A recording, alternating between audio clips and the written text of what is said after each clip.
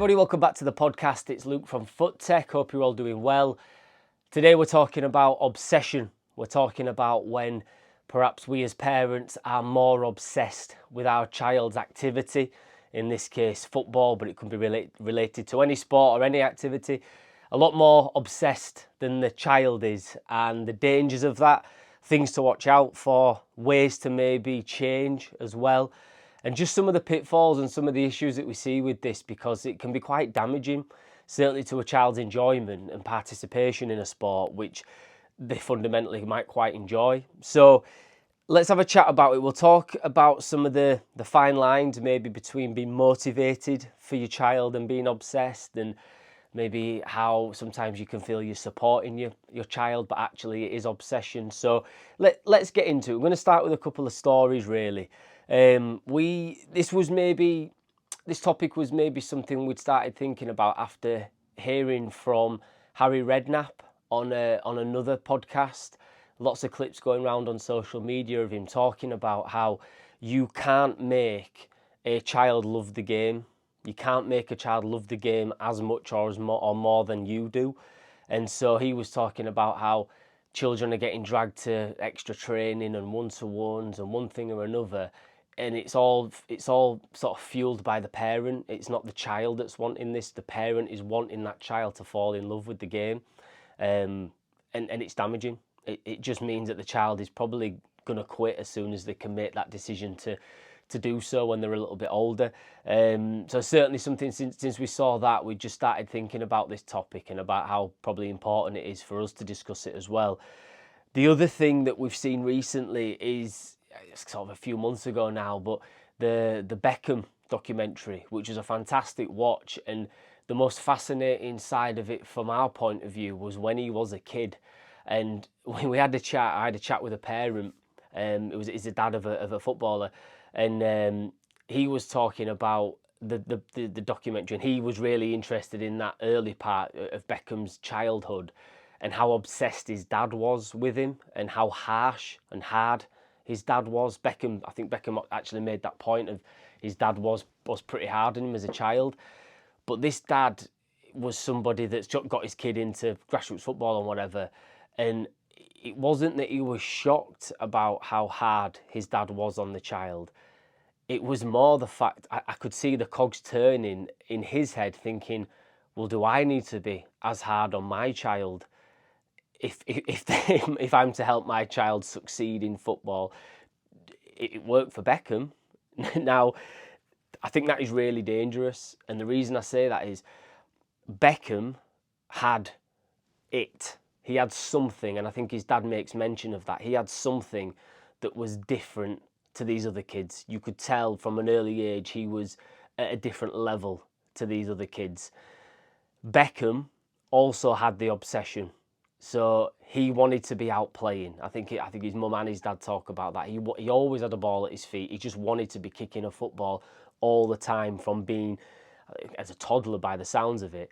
So not only did David Beckham have the obsession himself, he also had the ability. So some kids, as we know, genetically, whatever it might be, they're born with something different, and it helps them stand out. It helps them perform on a football field. You know, maybe we'll never understand why, but some kids are born with something, and he had it. Couple that with his obsession, I think the fact that his dad was hard on him, worked him hard, I think that was less of an issue for Beckham than if Beckham hadn't have been obsessed and hadn't have had this natural ability. So I hope that makes sense. It's the fact that Beckham was obsessed himself. What we're going to talk about today are the kids that are maybe, they maybe like football, but they're not obsessive about it, certainly yet. And the dangers of us being too obsessed for them. So as I say, hopefully that point there, it makes sense that we can't compare ourselves as parents to Beckham's dad and think that just because Beckham's dad worked him hard and was hard on him and whatever, that's the answer, that we all should do that, because Beckham and probably a lot of the other pros that might say the same thing, certainly the pros at the highest level, they had something and it was recognisable, and therefore his dad probably wanted to bring that to the fore a little bit more. But Beckham had the obsession, and he had the thing, whatever that thing is, he had it. So that's a really important point to make when we try to compare ourselves to the icons of the game whose parents were harsh on them or hard on them, worked them hard. We shouldn't compare ourselves to them because those kids were just different. So another one is a good friend of mine, actually, and I won't say his name on here, but we had a bit of a heart-to-heart a while ago, and he said he listens to all our stuff, and he said that some of it really hits home because he loved football as a kid and loved playing with his mates. A decent player, but in and around the academy system and whatever, decent enough player, but knew we were never at that level. But he said that he fell out of love with the game and quit in his late teens because his dad was dragging him here, there, and everywhere, trying to find that one place that would give him, that would say yes. Yes, you're in. Let's get you into the academy. That one thing that might be endless amounts of development centres or whatever. And this boy went along with it more because he felt he'd be letting his dad down than it being driven by him. He liked playing football, but he just wanted to play football. He didn't really have any much more aspirations than that, 'cause I think he knew that it wasn't going to be at that level. But his dad just kept taking him here, there, and everywhere, out on school nights, driving for hours on end, and he just got tired and sick of it, and in the end he quit. And he's probably somebody now that should still be playing football, whether it be in a vets league or whatever. He's in his 30s now, but he should still be playing football, but he just fell out of love with it as a result of that. So just three, I guess, mini stories there that hopefully set the scene. But let's talk about now some of the signs that you're dealing with an obsessive parent, or that a sign that you're obsessed that you might not have thought about. So just in any order, there might be an overemphasis on winning. So it could be that the parent is only focused on the result. So even if the child has not had the best game in the world, but the team has won, then he'd be obsessed with that, or she would be obsessed with that. Or it might be that the team has lost, but the child has scored a goal, and therefore that's a win. That's an emphasis on that child, and he or she has been amazing in that game. So overemphasis on that sort of thing. Massively high expectations, and sometimes expectations that far outweigh the child's ability level. Micromanaging, this is a big one. So constant instructions from the sidelines, constant feedback, whether that be a lot of the time probably quite negative. Lots, maybe a few negative comments here and there that they don't feel are negative, but actually they are. But certainly the micromanaging is a big red flag. If you've got somebody that's at a training session that is constantly shouting, constantly, making gestures, even when the coaches are doing the session, that's an issue. And certainly you'll see it on a sideline on a Saturday or Sunday on the football games. These people that just can't help themselves, just constantly joysticking, we call it. Living vicariously through their child.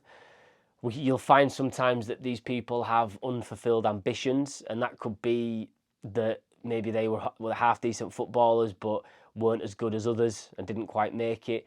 But a lot of the time it could be people that just weren't good at football, and therefore were maybe the last to be picked in the playground back in the day, whatever it might be. But they didn't get that recognition as a child that they were any good at football, so now they're going to live through it all through their child. So it's like if their child's doing well, then that's a reflection on them, and again, hopefully that makes sense. Lots of blame.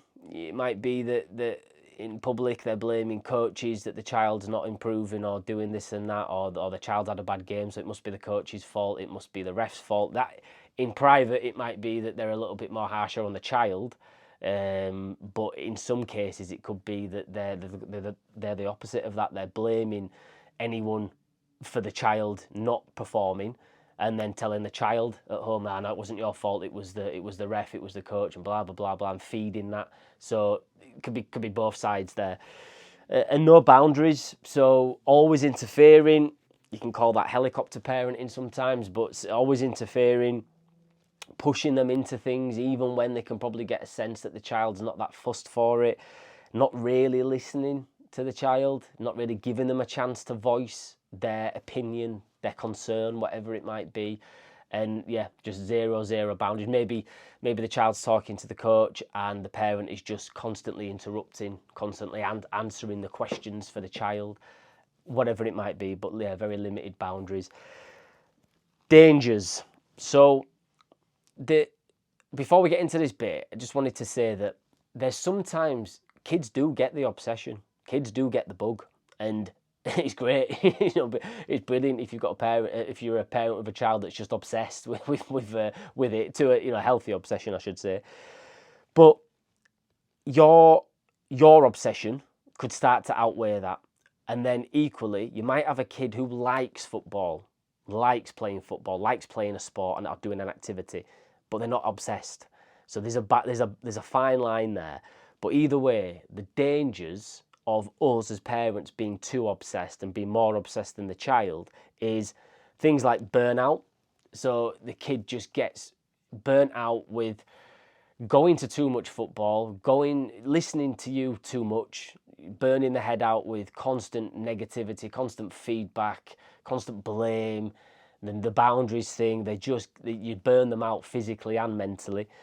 Lack of performance. So if the child starts to sense that this is more about you than it is about them, and they're letting you down if they're not doing things that you want them to do, then that can massively impact performance. We see this so much. We spoke about this on an earlier episode with Luke Lyons, and how you get these kids that'll do something and then look straight over at the parent, and the kids that are more relaxed, the kids that have parents that just stand back and watch and encourage and enjoy watching their child play football, they're the ones that normally perform better because they're more relaxed. So definitely, if you're more obsessed than your child, that can massively impact their performance on the field. Quitting goes without saying. At a younger end, you might get away with it for a bit because maybe your child's a bit more submissive to your demands and therefore just goes with the flow a little bit. But as they get older and can start making decisions for themselves, you'll see a big drop-off. You'll see a big drop-off in people playing football if you've been, your child playing football, if you've been too obsessed for them. Certainly in the early teens and late teens, they'll just quit. As soon as they're confident enough to tell you, they'll finish. So that's a big one. That's the worst of all, really, isn't it? We want more children playing football. We want more children becoming adults who play football, and more adults that hopefully continue playing football, whether it be with a veterans league when they're in the 40s and 50s, or into walking football. But at the very least, just fall in love with doing something, fall in love with moving. And they're not going to do that if they've got obsessive parents and they end up quitting a sport that they fundamentally quite enjoy. Embarrassment. This is one that when I was planning this episode, it got me thinking about when I was playing as a kid. And I remember a dad of one of my teammates who was this guy, was this ranter and raver, living vicariously through the child. I didn't know it at the time, obviously, but just that parent, massively obsessed, more so than my teammate. And we got to an age where once you get into the teenage years and you start having a bit of banter with each other and you start getting your own voices, we obviously made this our teammate aware of this, saying stuff like, why is your dad doing that? Why is your dad shouting? Why? And that boy obviously became very conscious of it and embarrassed by it. So if you're that person, that mum, that dad, that is doing this and just constant instructions, constant shouting, just utter nonsense, it's not, you might feel like you're helping, but you're probably embarrassing. And certainly if it's in the older years, once you get into the high school years and late primary school, nobody wants to be that player whose mum or dad is screaming from the sidelines all the time and just being all over them. It's not fun, and as I say, quite embarrassing. I think a biggie, probably the biggest thing, is a possible, one of the dangers is a possible breakdown in your relationship, which is heartbreaking, but it can happen. If you're just pushing them too hard, being overly obsessed, overly keen, constant instructions, no boundaries, blah, blah, blah, that might end up with a breakdown in your relationship. And believe me, they'll remember this. They'll remember what it felt like. They'll remember once they're a parent, possibly they'll vary their approach based on what they've experience with you, and do you really want them to have to pick that up with you in the future? You know, that's not a nice conversation. But yeah, certainly breakdowns in relationships can happen with this sort of thing.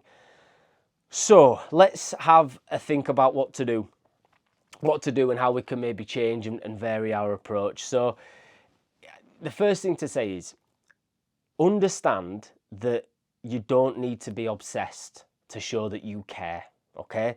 If you're quiet on the sidelines, that doesn't mean you care less about your child than the parent who's screaming and shouting, okay? That is not true. In fact, it might be that you're probably caring for them more by not doing that.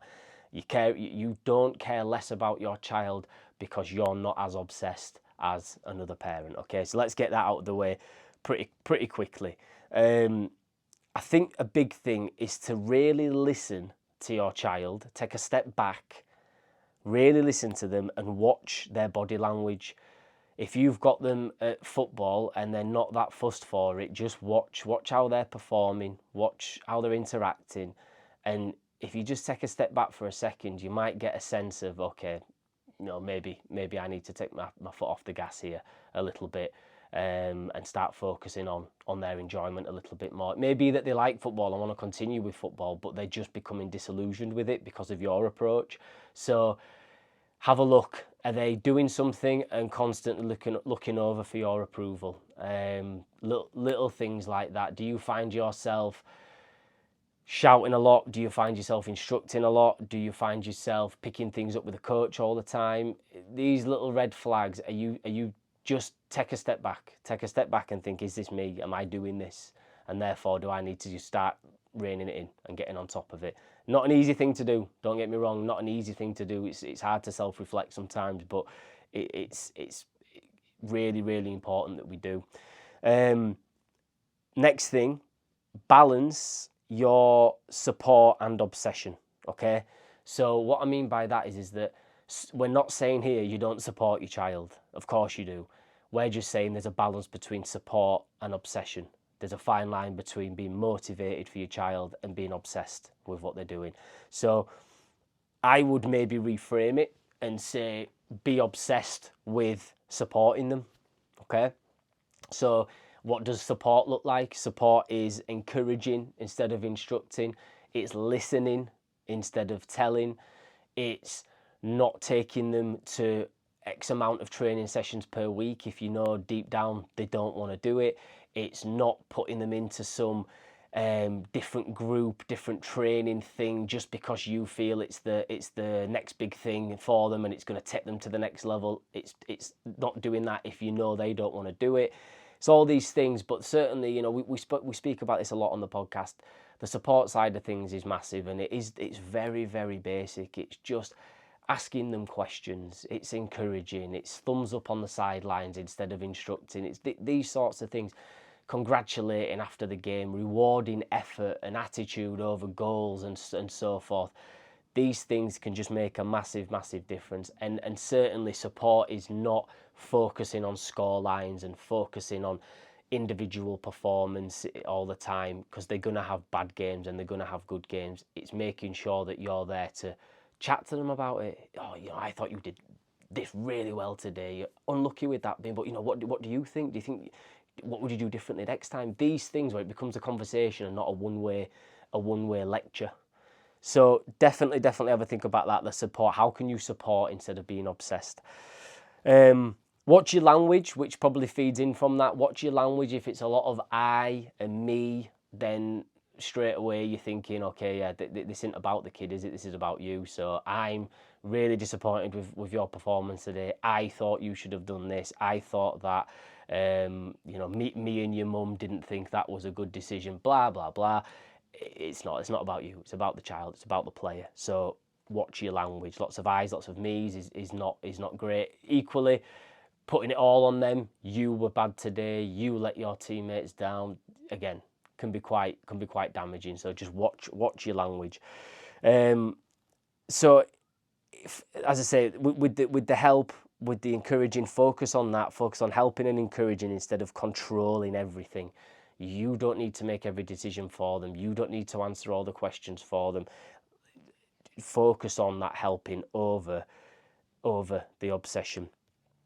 Guide, don't dominate, be led by them, let them drive the train. This was something, again, on an earlier podcast that I had a discussion with Mike Bates, actually, who said that, he's all about letting his children lead the train. As soon as they decide that they don't want to do something anymore and it's for the right reasons, then yep, fine, that's no problem. If they want to go fully in on football, brilliant, I'm there to support, but be led by them, and you can be there to guide them as opposed to dominating them. I think if you want your child to enjoy their football, then letting them feel like they've made the decisions and letting them feel like they've led on things is a lot more powerful than it being all about you. Yeah, I got him to this and I told him to do this. Whereas if the child's made these decisions, that's a lot more powerful. So definitely that, guide and not dominating. I think a biggie for me is redefining what success looks like for your child. And this is where I think social media has caused a lot of harm. You're now seeing that this kid has got into an academy, that kid's got into an academy, this kid's got into a development centre, whatever it might be. Okay, back in the day, you seldom knew a child that was in an academy. That ship has sailed. There's been a massive change in the academy system where now there's endless amounts of development centres and different tiers of an academy and blah, blah, blah. So you see a lot of it, okay? And parents want to post it online, and that's fine. They're celebrating their child's success, and that's absolutely fine. But comparing your child to that is damaging, okay? Really, really damaging, because you shouldn't do that. Every child is different, and you need to redefine what success looks like for your child. So that could be that they're really good, they're at a good level, and anyone can recognise, not just you with your rose-tinted glasses on, it's that, yeah, this kid's different, this kid is different. And so an academy might be the success for them, okay, the next level for them. Maybe pro if they're already in an academy and they're already standing out at academy, fine. But then equally, success for some could be getting into a grassroots football team and just getting into a team as opposed to worrying about anything else.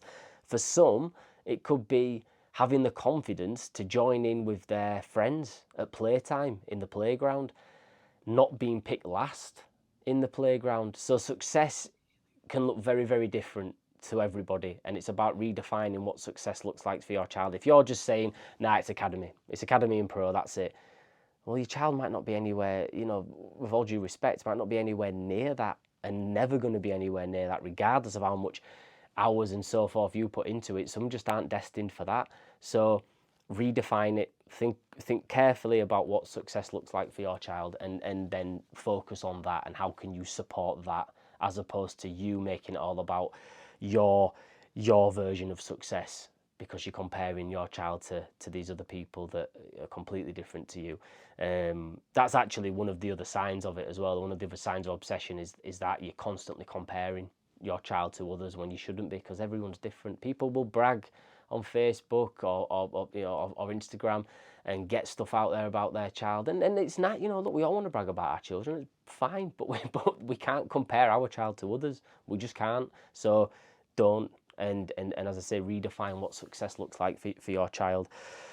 Lastly, prioritize enjoyment, okay? And probably bang on about this far too much, but you watching your child play football as an adult in their late 20s, early 30s for a Saturday team or a Sunday team at amateur level is a lot more successful than being the parent whose child quit when they were 14, never played football again because they were sick of what you were doing. Okay, who's been the most successful parent there? Who's been the most successful football parent there? 1,000,000% it's the person whose grown adult child now is playing football at an amateur level, loving it every Saturday, getting the mental health benefits of it, the physical health benefits of it, and you're in there watching the games, you're in the bar afterwards, having a laugh. Those were some of the best times of my life in my late 20s, playing football with a group of people that I really liked, competitive and all that sort of stuff, and the social side was unbelievable. So if you're that parent, you've won alongside that parent, against that parent who's just been overly obsessed and whose child has now quit and isn't interested in any sort of sport anymore because of the experiences they had with their parents. Okay, so that's another way of redefining what success is. If a child enjoys it, they will stay in football longer than the child who doesn't. So in the back of your mind, if you're still thinking, I quite like him or her to push on and go to a different level, the longer they enjoy it, the longer they'll stay in. The longer they stay in, the more chance they've got of reaching those levels. Okay, so that's a whole different conversation after that. We're talking about amount of training and whatever, a different conversation. But black and white, the child that stays in it longer has more of a chance than the child who quits. Simple as. Okay, so what can you do to make sure your child doesn't quit? The last bits that I wanted to discuss today was, is there a time to be obsessed? Okay, and this is something that you maybe need to reflect on a little bit more and maybe have a conversation at another time. But is there a time to be obsessed? And I think it maybe goes back to being obsessed with helping. Okay, which again doesn't always work, but it's more so, as opposed to being overly obsessed with helping and being that helicopter parent that's just, oh no, I'm constantly on top of them. That's not what I mean. It's constantly, when I say being obsessed with helping, it's being obsessed with supporting, being obsessed with encouraging from the sidelines, being obsessed with doing the right things, okay, not the wrong things that we've spoken about. But I think if you're obsessed with that, then that is a healthier obsession, and that's maybe the time to be obsessed, is when you're just simply trying to help your child.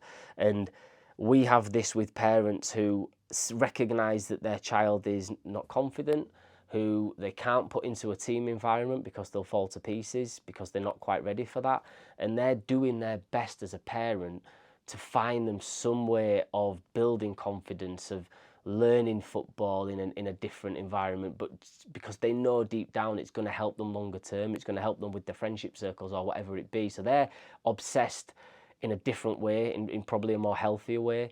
And that's what we're trying to balance here today, is there are times when we need to be obsessed with helping as opposed to just obsessed with some version of success that's just not, it's not right, it's not what we should be aiming for. So that's just something that maybe I'm going to think about that a little bit more. But yeah, I hope that makes sense. It's looking at what redefining what success is. If success to your child is joining in, then okay, well, let's get obsessed with helping them do that, but don't fall into the traps of what we've said before. Don't fall into those dangers.